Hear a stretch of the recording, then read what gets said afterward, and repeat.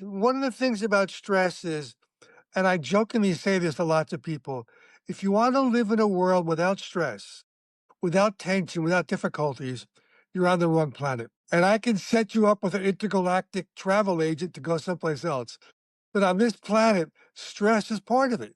And there's no escape from it. It's not necessarily bad. If we learn how to manage it, it can become an enjoyable experience. Now, for example, if you see someone who's breathing hard, who's sweating, who's a little bit short of breath, whose heart rate is up, you go, "Oh my god, he's having a heart attack," or maybe he just finished jogging. So it depends. One of the things, are you familiar with the word homeostasis? Yes. That to me is a very key word. It means coming back into balance. And balance is not a tightrope where, "Oh my god, I'm gonna fall off." Balance is a path. And as long as we stay on that path, so using natural medicines, I practice homeopathy, or using stress management to bring us back into balance is the way to live our lives. Fortunately, when we habitually, as children, develop patterns and habits in which we get stressed, and we're not taught how to bring ourselves back into balance. Now, I grew up with the phrase, you may have grown up with it also, "Oh, you're making yourself sick." Yes. Now, how often do we learn the phrase, "Oh, you're making yourself well"? Never. I never. Exactly, exactly. And our body and mind are such a balanced system that it takes a lot to throw us off. But if we have the ability to throw ourselves off, you turn the coin over, we also have the ability to bring ourselves back into homeostasis. So my approach is to help people. I trust in people's ability. When I meet with someone, I see someone, I interact with someone, I trust in their ability to return to balance. Now, for different reasons, people can be out of balance, but there's a goal. I believe in someone's potential. I believe in my potential uh, to kind of come back into balance and live a life that you choose to. Like, you're a photographer, right? I love doing photography. Yes. Yeah. Yeah. So you have a way of seeing the world, and that's a great way to do it. I'm a photographer where I look at things. I don't snap a camera, but I create images in my mind. And I'm looking for those frames to notice. For me, it's particularly have to do with people. I live in New York City, so there's so many people to notice and observe and pay attention to. One of the things in our society that we don't do this frequently is learn to take a picture of what's going on inside of us. We're so focused on around us that we miss the internal world. And that's where a lot of the balance happens. Yes. Now, is there a difference between men and women in that how they bring themselves back to the balance or how they handle or deal with stress and things like that? Is that really a question? The question is there a difference? What's the difference? Yeah. What is the difference? So I have something that I call first reactions. Something happens and we're all geared to having a habitual first reaction. And it comes in four flavors. It comes in either psychological. Some people will start to go, "Oh no, really, I'm not okay. That's what I expect." And they go into this negative way of thinking. Other people have an emotional reaction where they get impatient, irritable. That's my trigger. That's what sets me up. And I'm working on that. Because to me, it's managing stress doesn't mean not having reactions. It's being able to catch them and balance more quickly. So that's my area of work. And my partner, Denise, is helpful in pointing it out to me and helping me notice when I'm having those reactions. And then another level is physical. Some people they feel tightness in their tummy, their shoulders get tight, their neck gets tight. And the fourth level is behavioral. For some people, it's excessive talking. Other people, it's withdrawal, going for food, going for cigarettes, whatever it is. So those are habitual reactions. And what I teach people is if you can begin to notice what is your reaction, you can begin to interrupt it rather than start judging ourselves. Oh, there I go again. And now we're down the rabbit hole to a further reaction. And then also, when you begin to notice first reactions, you're at an advantage against other people because then you notice when someone else is having a first reaction and you don't need to jump in. You can let them spin out of control with their first reaction and just notice it and go, oh, they're having a first reaction and not make it a big deal. Now, so generally, men and women tend to have different first reactions. I'm being generalized here, okay? Women tend to either start to talk faster, become a little more impatient. They become not impatient, insecurity will come up and they'll talk faster and they will try to become more aggressive in trying to get you to see how what they're pointing out, what they're talking about. Or the other extreme is they'll just shut down. Oh, what's the problem? Nothing. Okay, we've all heard that, right? We have. But the key here, and I'll get into men's first reactions in just a moment. But if you recognize it's a first reaction and not make it bigger than it is, you don't have to get into this tug of war, whether it be with a close one or a work colleague or whatever. It's just a first reaction. It's not a big deal. And they will come out of it. They will have resilience to come out of it if it's not fed with resistance back. Now, men have a different kind of, they'll become either aggressive and their voice will pick up and they'll like try to force you into something, or they will just shut down. They just, you can't get through to them. Now, if a woman recognizes that's a man's first reaction and don't make it personal, that's the key, not making it personal. It's their habitual reaction. It will soften and it will flow away. Is that helpful making more insight? Yeah, I would definitely say so. And I think it's that recognizing the first reaction is a two-way street. Recognizing it in yourself allows you to recognize it in others, which Exactly. will dissipate any type of further reactions maybe that are negative. Yeah, exactly, exactly. And it's not a big deal. We all have first reactions. There's no escape from it. Okay, so it's just a first reaction. I remember when was first started learning this concept many years ago. I would have office meetings with my staff before the office opened, and we're having a meeting, and something was going on, and one of my staff held up a sign saying, "Stop! I'm having a first reaction." And it, like, made us all laugh, like, she was on it, and Joni was honest enough to say it. We all laughed, and it kinda dissipated without her holding it in and kinda burying it. So it's like, we have first reactions, so what? Yeah. I one of the most difficult things is when you have that immediate, well, first reaction's immediate, but where Yeah, you mentioned the tightening of the chest, and all of a sudden you're just clenching your fist and your heart rate starts going up.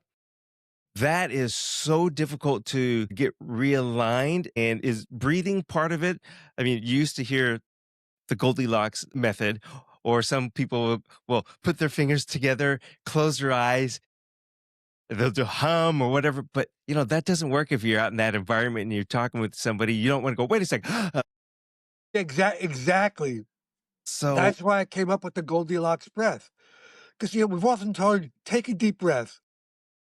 Well, one of the difficulties is if you don't know how to do it correctly, you can actually create more physiologic stress in your body, unless you've been trained to do it. Also, at some points in time, some situations, you can't interrupt the conversation. Say, oh, I need to take a deep breath. Doesn't work like that. So what I've discovered is the Goldilocks breath is not too deep, not too shallow, just a little bit deeper than normal. People won't even notice. And you'll notice your shoulders relax, you'll notice your mind's quiet, and you're like, okay, now I'm back. But you have to identify to yourself, I'm having a first reaction. If you don't identify it, and it's a training, in the same way that we've trained our system to be reactive, we can train our system to be de-reactive. But it's a process. yeah, you're right with that. The Goldilocks method or the breathing, they usually tell you 4 or 5 seconds. But if you're doing that in mid stride of a conversation, going, they're going to go, something's wrong with that Yeah, person. exactly, exactly, Just a little exactly. bit more of a deeper breath than normal and let it out slow. Yeah. Now, it's a training. One of the things I've found over time is if you practice that even when you're not feeling stressed, you periodically during the day, you take a few Goldilocks breaths, and you'll notice your system responds quicker and quicker. So when you are hit with a first reaction and you've already practiced the Goldilocks breath, your system will respond quicker and homeostasis will occur faster. It's like anything, you train yourself. We don't need training to be I jokingly say to people, if we people were asked to lead a workshop on how to feel stressed, everybody would volunteer. I can lead that workshop. That's easy. I'm a master in that. However, the goal is to, yes, great, you're good at that. Now let's how to learn how to de-stress, how to change that first reaction. Yeah. I want to ask you something, Dr. Dushkin. Do you have a website or a book or anything like that? Because, I mean, we're already talking about a lot of good information and we want to make sure that people have someplace to go. Sure. The name of my book is Manage Your Stress, Manage Your Life by Dr. Ron Dushkin. It's available on Amazon and other places that sell books. And I wrote this book. Let me talk about the history about this. Yeah. For a number of years, once a week, my friend Nick and I would get together and do improvisational short story writing. And so we've got hundreds of short stories. And the idea came to me about 2 years ago, maybe we should publish a book because he and I thought our stories were great. So there's a guy named Steve Harrison who has a company called Author Success. And I heard him on Facebook, a Facebook ad. He was talking about doing a free webinar on how to publish your book. So in the course of the webinar, I thought, Nick and I don't really have an audience. Who's going to buy a book from these two holistic doctors they don't know nothing about? And it talked about what do you really have a passion about? Who is your audience? And I thought, I have a passion for helping people decrease their stress levels, Hmm. to live a life of greater freedom, both emotionally and physically. And I thought the audience is huge. Who doesn't want to stress better? So that became the impetus for me to write this book. And then over the course of about a year and a half, I wrote the book and it's now available on Amazon, as I said. And I wrote the book not as a lecture, but as a conversation like you and I are having. It's a very low key written, and I have chapters on the first reactions, taking the breath, on humor, which I personally love a lot. One of my favorite chapters, however, is also about who is your best friend? And we can name what are the qualities of our best friend. Oh, they're there for me when I need to talk to them. They'll listen, they'll go on play dates with me, whatever it is. And I thought, yeah, but who's going to be with you 24/7? Your best friend has their own life, our body. Hmm. Who else is with us 24/7? Who else would put up with us 24/7? And So, and that bec and many years ago, I have the great fortune of being a physician and being in the operating room and seeing what the body looks like from the inside out and the miracle that our body is. And it created this gratitude for me about how our body really serves me. I mean, without our body, we're not here, right? I mean, we can argue that philosophically, but you know, so how to appreciate our body rather than take it for granted. And I believe our body's always doing the best it can, sometimes in spite of us. The book is filled with so many things. yeah, like, Go on. I can just go on and on. Talk to me. Ask me I what was you gonna want to say, know. like you're saying about the stress and our bodies, we are our best friend. Our body is our best friend. It's with us all the time, and we're resilient. But people also need to realize that stress is a silent killer because if you don't manage it, it begins to eat away internally and then external. And then next thing you know, you've got a condition and your health is going down you know. Well, it's not just physical health, it's also mental health in Hmm. terms of our relationships, our work productivity. Also, it can drain happiness of our life. Like we're here not just to get through life. Okay, good. I chalked up another day. So what? Do you get a chance to appreciate and experience joy and happiness in the midst of your life? So that takes me to the topic of gratitude. It's one of my favorite topics. Is that Many years ago, I was walking with a friend of mine, Richard, and we were talking about something, and we both focused on something we felt grateful for from that day. And we both realized in the moment of feeling grateful, we felt really, really good.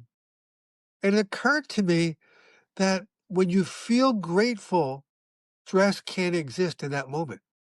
It can exist before, it can exist after. But in the moment of feeling grateful, like all is well in that moment. So I began a personal habit of that I've been doing now for over 30 years, gratitude meditation before I go to sleep. I can't fall asleep without feeling at least 3 things I feel grateful for from that day. And it doesn't matter what they are, because the goal is to induce the feeling. It's not like, "Oh, that's not I don't feel grateful enough about that." It doesn't matter. It's the feeling. Yeah. It, I'd like to throw in one thing about gratitude is it's okay to feel okay. It's okay to be happy. Because I know that a lot of times a lot of people want to, but then they make up an excuse of, well, I shouldn't be because of whatever it may be. But it's okay to feel okay and to be happy. So, That brings up a couple thoughts, is that, "Oh, I shouldn't feel happy because so and so is suffering." hmm So, what I always wanna know, how does your feeling unhappy lower their suffering? right. Yes. If we can feel lower someone else's suffering by feeling unhappy, that's great. However, sometimes when we feel gratitude and feel in a place of gratefulness, we get insight about how to help someone else in their suffering. Yeah. Yep. So So, important. I personally want to live in a world where people are feeling less stress, are feeling more happy, are feeling more grateful because the world works better. That doesn't mean there won't be suffering. It doesn't mean there won't be unhappiness. That's going to happen whatever we do. hmm But if we can reduce it, interrupt it, prevent it, it becomes a better place to live, both in our immediate world and in the larger context of the world. Yeah.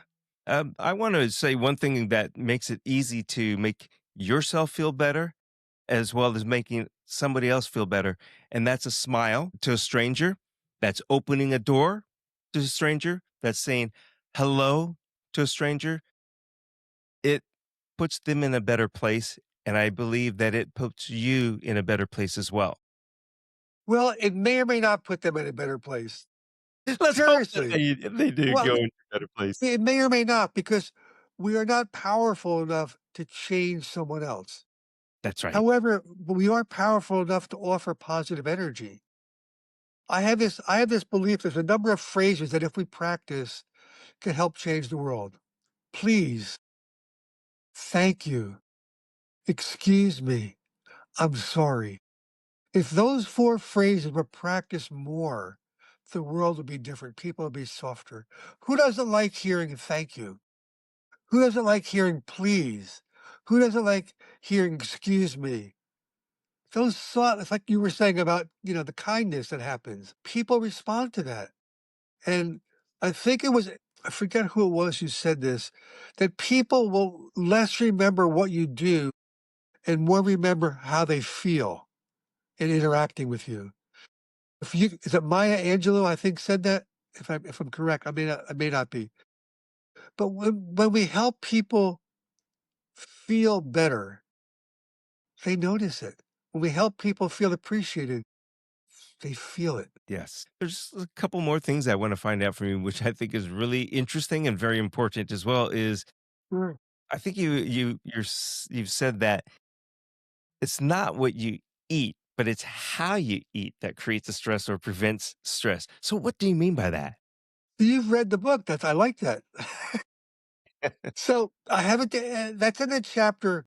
There's a lot of talk over the many years about the mind-body effect, the mind, how it affects the body, and I have a chapter on that.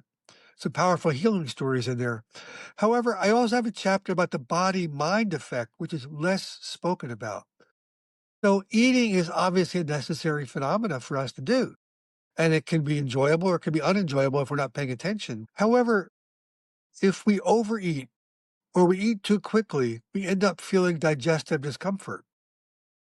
That affects our mind. If we're feeling physically uncomfortable in our body, it affects our mind. So the body stress is now producing mental stress. So it's not just what you eat. We can talk about that to some degree, but also how you eat and how much you eat. People often tell me, well, I don't have time to have lunch. I don't have time for a big meal. I said, well, don't eat so much. Have a smaller meal. Your body will feel, you and your body will feel a whole lot better if you're eating less and digesting better. Absolutely true. I also want to talk a little bit about sugar.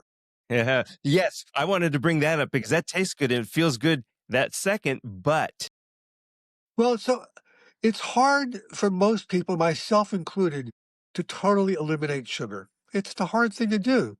So to me, it's not about all. I try not to get into all or none, except for some things that are like using drugs and stuff. But otherwise, I try not to get to all or none because we're human. So sugar itself is not really a food, and it's not nutritious. Sugar is to me an anti-nutrient. And I say anti-nutrient because it requires nutrients in the body to metabolize it. So we eating sugar actually has a negative effect on the body overall. That's why I'm not a big believer in lots of supplements, but I am a big believer in a daily multivitamin. I don't know anyone who has a totally perfect balanced diet. I just don't know anyone. And if they have a really totally balanced diet, they're so tight about it that they're creating stress trying to fit in a perfectly balanced diet. So, give ourselves some space. So, so sugar is one thing. And if you can't cut it out, try to reduce it. And what I have found for myself, I happen to really like chocolate chip cookies. That's one of my weaknesses. So, yeah, you're shaking your head. Yes, I understand. So, what I'm practicing doing is taking a couple of 2 or 3 Goldilocks breaths before I eat a cookie. And what I found is it decreases the impulse to eat more than one. So I'm not getting rid of it, but I'm eating it less. I'm eating it less impulsively. Also, chewing, if we're talking about eating, chewing is so important. Our teeth are not just for pretty smiles. Digestion begins in the mouth. The better we chew our food, the easier it is for our bodies to absorb the nutrients in the food. Also, for many foods, the better you chew, there are subtle flavors and textures you notice if you just gobble it down without paying attention. I'm not sure how we got into that, but it's oh, the other thing is caffeine. Caffeine has no nutritional value, but we all like it. It's probably the most used drug chemical in the world. And that's just the way it is. Again, if you can minimize I happen to like the taste of coffee, but I don't overdo it. And each person's unique. So a half a cup for some people might be okay, 2 cups for others, someone else might be okay. But as I mentioned in the book, there's some people a person who came to see me was drinking 6 cups a day and was jittery, was getting a racing heart, couldn't fall asleep. Now it's hard to go cold turkey on something like caffeine. So what we began with him was like, okay, let's see if we can find a decaf substitute for you that will provide you with the taste without the caffeine hit in your body. And over the course of a few weeks, we're able to wean him down to 2 cups a day with decaf substitute that he found acceptable. And the jitteriness and the sleeplessness that he was experiencing dissipated. That comes back to I'm trying not to be into an all or none phenomena. It's recognizing we're human. That's just how we are, like it or not, we're human, for better or for better. yes, I do like that you're bringing up the topic about the foods and, some of the nutritional facts, and especially the breathing before you maybe jump right into eating it, because I think it gives you that little bit of a break to, it gives you that moment of pause, not to think, should I or should I not? But it just gives you that moment to pause. You eat it slow, savor the taste. If you like it that much, Exactly. savor the flavor and the taste. And you're right, it will slow you down from, possibly eating or overeating. Yeah, I mean, I've done it inadvertently before, and that's why I say that I've experienced that 'cause I'll sometimes love, say, chocolate chip cookies. I'll wolf it down, but then there are other times when I've come across a good one, I inadvertently do the, I can't wait," Heinz ketchup kinda thing, anticipate put it in my mouth, I'm going, "Oh, this is so good." Well, I'm thinking about it, I'm chewing, I'm not wolfing it down, I enjoyed it a lot more. exactly. exactly. And that's true about life. If we can pay more attention to life, we will get to make better choices. We often complain about, oh, I'm doing this or I'm having to stop doing that. Okay, that may be in fact true. However, when you become more aware and particularly notice what your triggers are, what your first reactions are, you can interrupt the patterns that follow your first reaction. So you might end up with softer tummy, softer shoulders, maybe less anxiety, maybe less irritability, less impatience, less talking unnecessarily. And we get to appreciate, like being a photographer as you are. You get to notice things without judging them. You're noticing ourselves. So let me ask you, what I would like to do, would it lead people in a mini gratitude meditation? Would that be acceptable? Let's do it. Yes. Great. Okay. So I'm going to tell your audience what I'm going to ask you to do in just a few moments is to close your eyes unless you're in a position where you can't, either in a meeting or driving a car or whatever it is, to take 2 or 3 short little breaths and then think about something that you truly feel grateful for in your life. Now, it frequently has to do with a loved one, but it's not limited to that. And the goal is to invoke the feeling of gratitude, not just to think it. So now I'm going to invite your audience, wherever they are, is to close their eyes, take a couple of short, slightly enhanced breaths, and think about someone or something that you truly feel grateful for. Not just think, but really feel it in your body. Notice how that feels, how good that feels. Hmm. And then come on back. Yeah. It's a reset. It just reset me just now when I did that. Well, that's so wonderful. And it's what it does. It interrupts stress and resets. And when stress gets interrupted, and then when it comes back, it doesn't have the same power because now it's been interrupted. In sports, I often make this analogy. In a basketball game, if things are going in the wrong direction for one particular team, the coach will call a timeout. He will interrupt the flow of the game. After the timeout, he will send the exact same players back out onto the court, but something's different. The same players, the same game, but the energy has changed. Mhm. He's like doing a little mini gratitude and putting the players back out there, and things change. So whenever we can interrupt the flow of stress, we go back to our lives, whether on a basketball court or wherever it is. We go back to our lives, and things are different. That's what we're looking for: is how to make things different in a more enjoyable way. And when you're saying that, I'm thinking about I mean, we haven't talked about negativity, but breaking that flow breaks that negativity and gives you that break as well, which is partial with the stress. If you're feeling that negative energy, we talked about positive energy, negative energy, take a break. Sometimes that might be, you can either do it like you said just now, like how we did it, just a few seconds, or walk away for a bit and come back. We've heard a lot of things about if you're stuck or you get in a position where you can't finish something, step away for a few minutes and come back to it. So all the same principle. Uh, but there's one thing In that that context, there's always the excuse of a bathroom break. yes, You can't just walk away and say, "I need to gather myself." "Oh, I need to use the restroom." "Okay." And then you already create a break, and you can take on your way there, you can just take a few Goldilocks breaths and feel yourself rebalance. yeah, so true and so easy to do. So why aren't we all doing that? Uh, I do have something really. I think it's very important all the Sure. time, but it seems like maybe possibly more now, and that is that work life balance between meetings, deadlines, family time, personal, professional. How do we create a Great. Right. better? That's a great question. That's one of the biggest stressors for people. I kind of joke that, we have a meeting, we stick something in our left shoulder. We go to another meeting, we stick something in our right shoulder. Then we stick something in our lower back. How was your day? Nothing major happened, except we're carrying all this stress all along with us. And that's where I came up with the idea of what I call making transitions. And for me, it started with making the transition at the end of my workday before I left to go home, to just sit in my office for a few moments and let the day fall away from me as much as it can. So when I go home, I'm bringing less of the day's stress home with me. And I've taught this to many patients, and they tell me it's such a difference when they get home. They're more present for their family and their loved ones rather than carrying everything from the day into the home life. Now, this can be that's one of the biggest, what I call transitions in the day. However, there's also from meeting to meeting.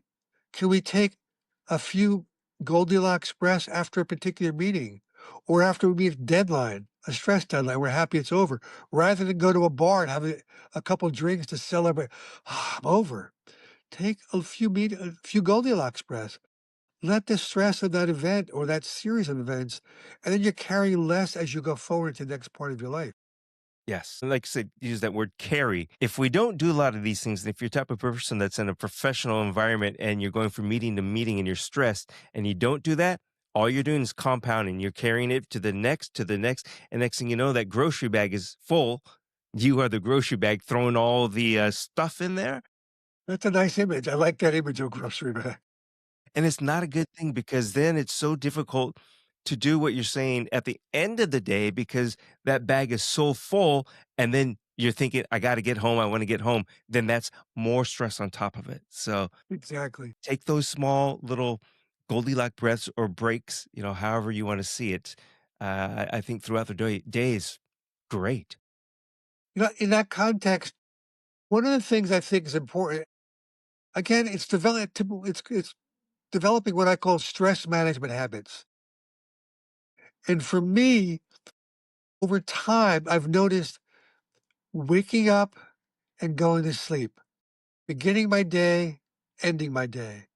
And what is the attitude that I have when I begin my day?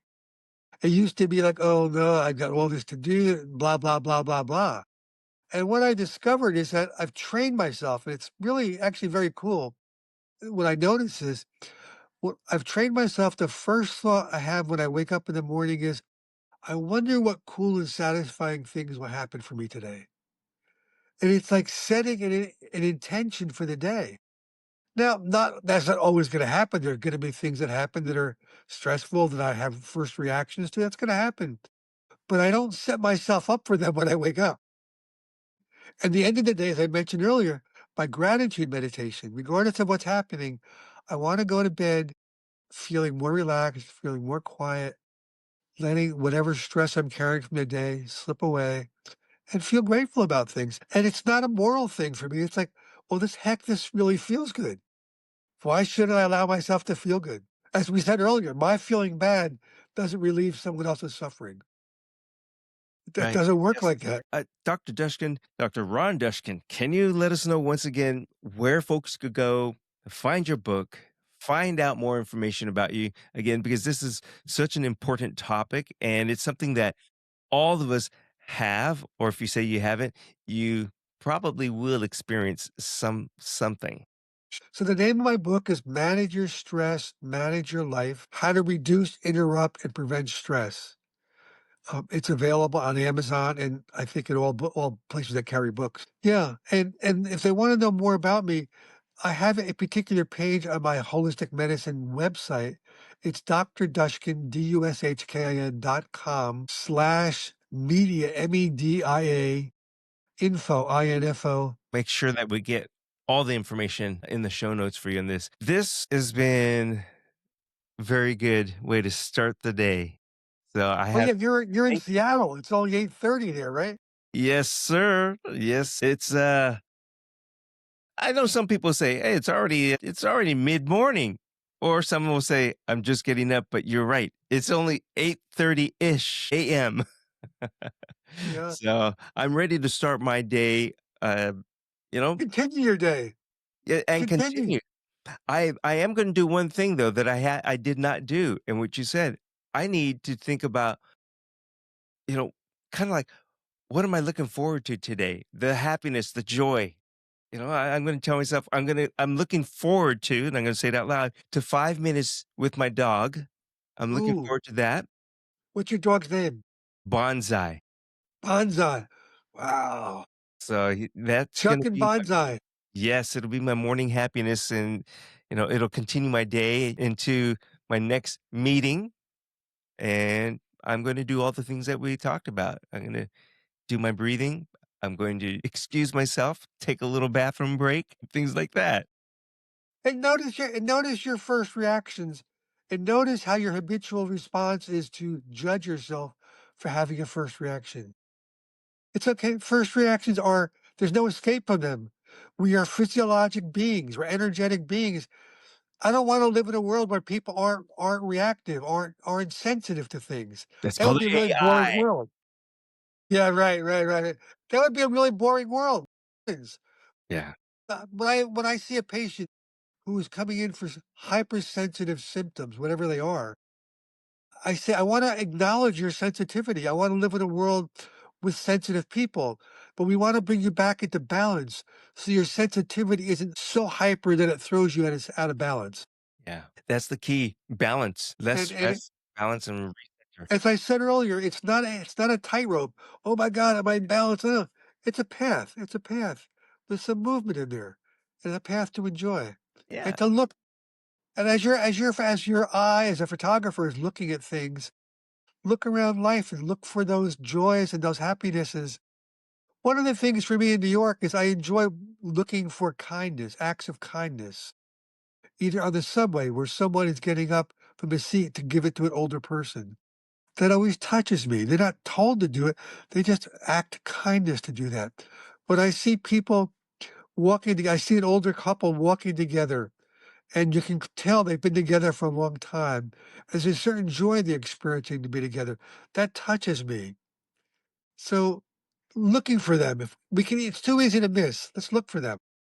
Yeah. And well, we could go on forever with the conversation on this. And I just want to also add, like I said, you're looking for this, you see it, and it touches you emotionally.